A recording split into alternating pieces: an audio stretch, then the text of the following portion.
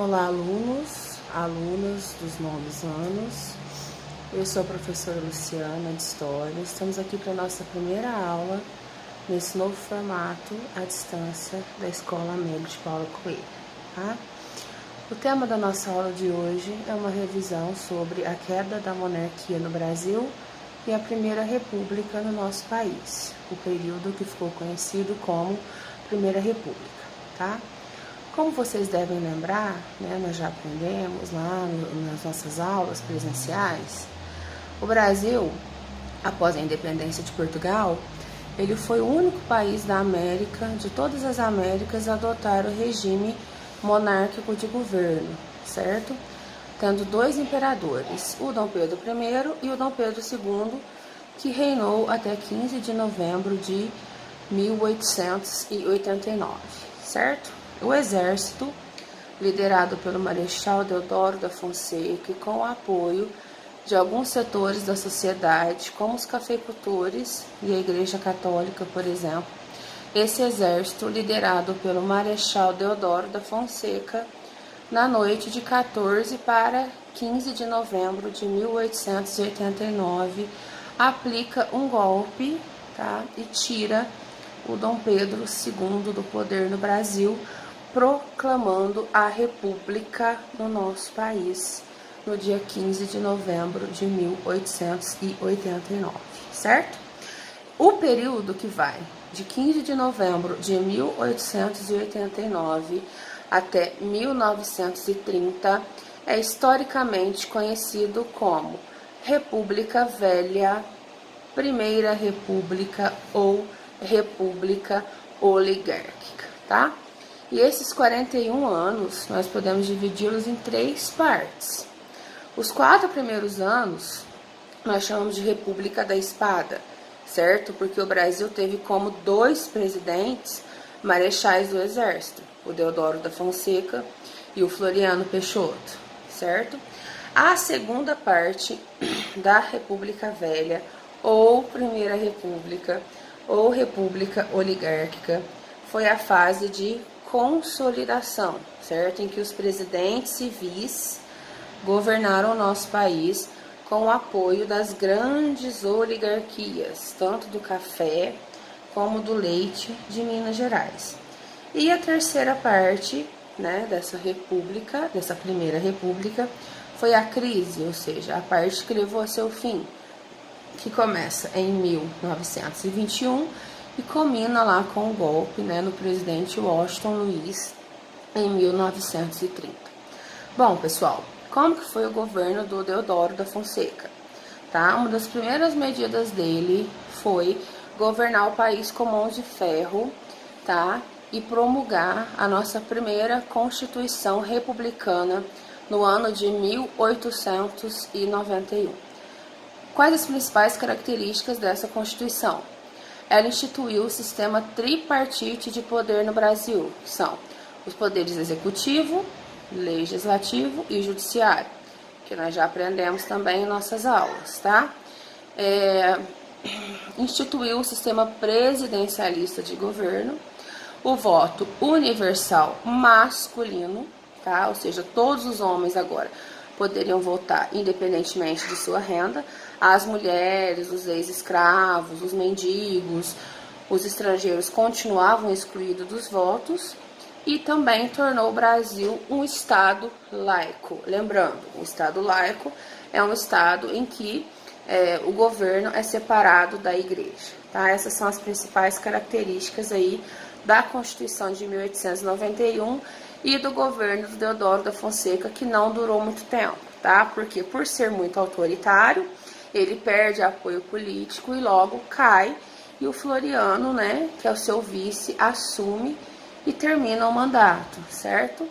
O terceiro presidente, só para lembrar, pessoal, o governo do Floriano Peixoto foi um pouco mais aberto, um pouco mais popular.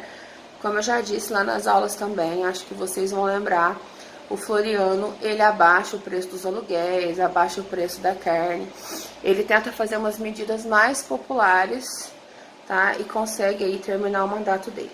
O terceiro presidente brasileiro, tá? Foi um advogado chamado Prudente José de Moraes Barros, ou só Prudente de Moraes, né, mais conhecido como Prudente de Moraes.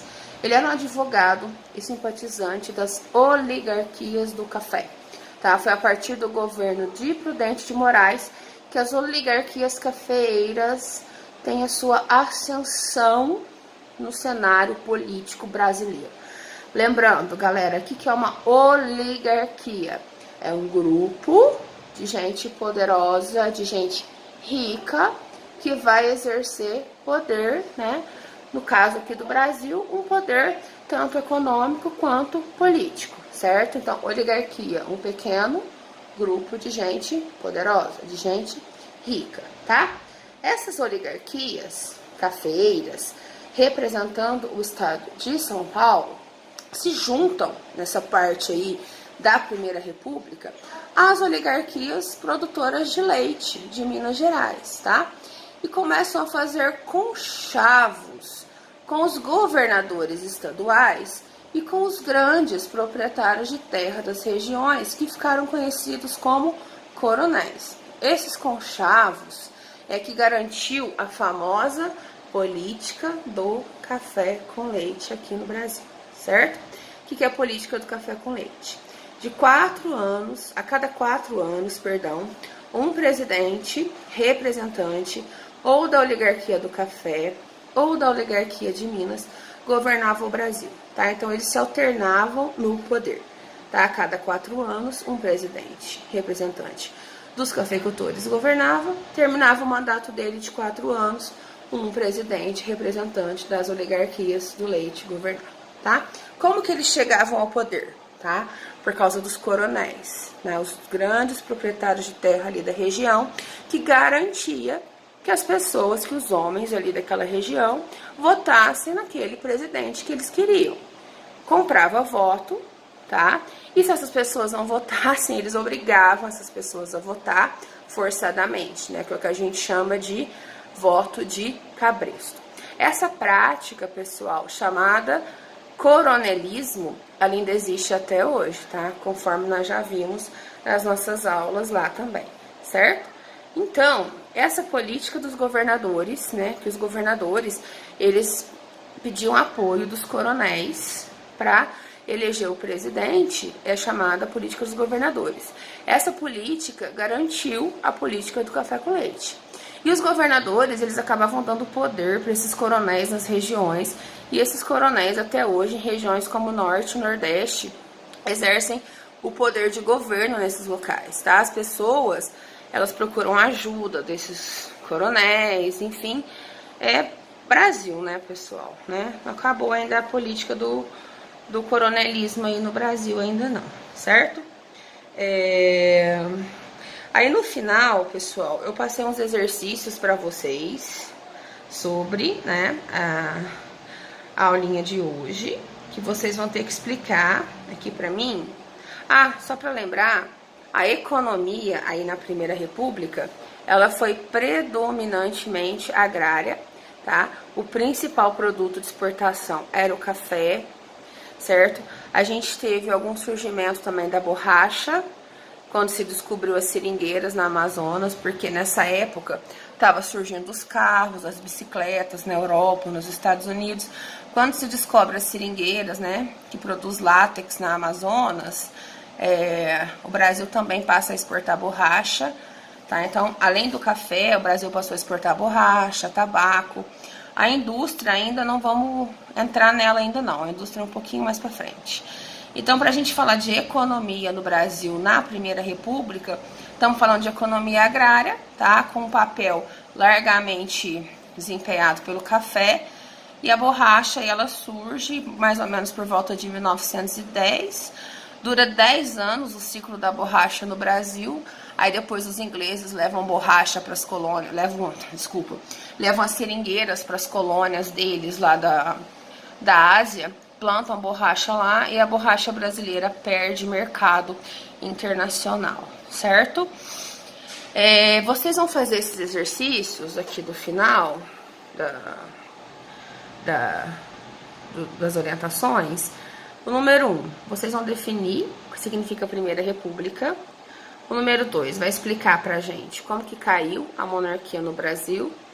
O 3, o que foi a República da Espada. O 4 vai fazer uma linha do tempo, né, com datas, certo?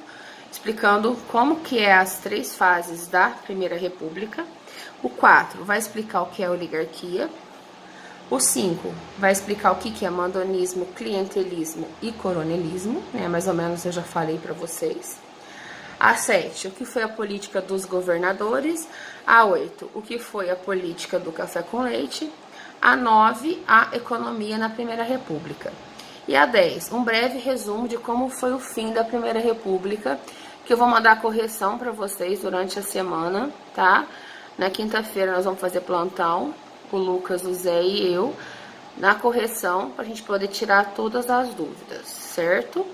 Na próxima aula, nós vamos ver um pouquinho sobre as revoltas da Primeira República, e se tiver mais alguma dúvida sobre isso, a gente tira tranquilo, tá, pessoal? Um abraço, qualquer coisa eu estou à disposição. Até mais.